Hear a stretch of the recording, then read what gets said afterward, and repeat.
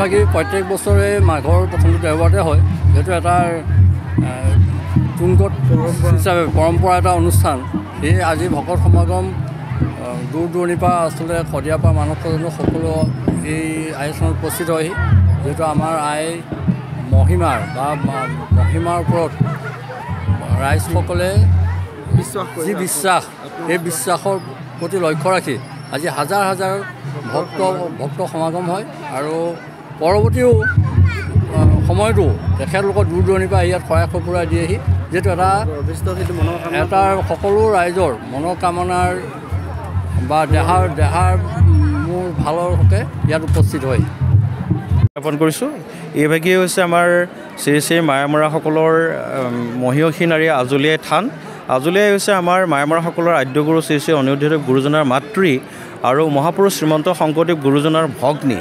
তেখেতৰ ইয়াতেই সমাধি ঘটিছিল আৰু 1605 চনৰ পিছৰ পৰা ইয়াত আমাৰ চালুকীয়াভাৱে আমাৰ এই উৎসৱ অনুষ্ঠিত হৈ আহিছে মায়ামৰা ভকত বৈষ্ণৱ আই বা সমস্ত সহযোগত।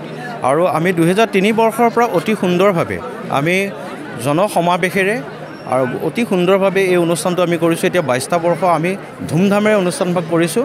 অসমৰ শদিয়াৰ পৰা মানৱ পৰ্যন্ত ব্যাপ্ত হৈ থকা ৰাইজসকল ইয়ালৈ আহে। মায়ামৰা লক্ষ লক্ষ ৰাইজক প্ৰতিনিধিত্ব কৰি পেলাই ভকত বৈষ্ণৱ আইসকল ইয়ালৈ আহে। আজি আপোনালোকে ইয়াত দেখিছে 50,000তকৈ অধিক লোক ইয়ালৈ আহিছে।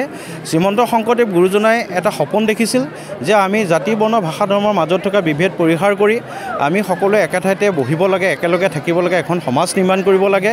আৰু শ্ৰীমন্ত শংকৰদেৱ গুৰুজনাৰ ভগ্নী আজলী আই গোসাঁনীয়েও সেই সপোনেই দেখিছিলে। আজি সেই সপোনটো ৰাইজে বাস্তৱিকতে পূৰণ কৰিছে। আজি সকলো আহিছে, আজি সকলো স্তৰৰ লোক আহিছে, জাতি বৰ্ণ ভাষা ধৰ্ম নিৰ্বিশেষে সকলোৱে বিভিন্ন প্ৰান্তৰ পৰা আহি ইয়াত একেখন মজিয়াতে প্ৰসাদ গ্ৰহণ কৰিছে। ইয়াতকৈ আৰু ডাঙৰ কথা একো নাই।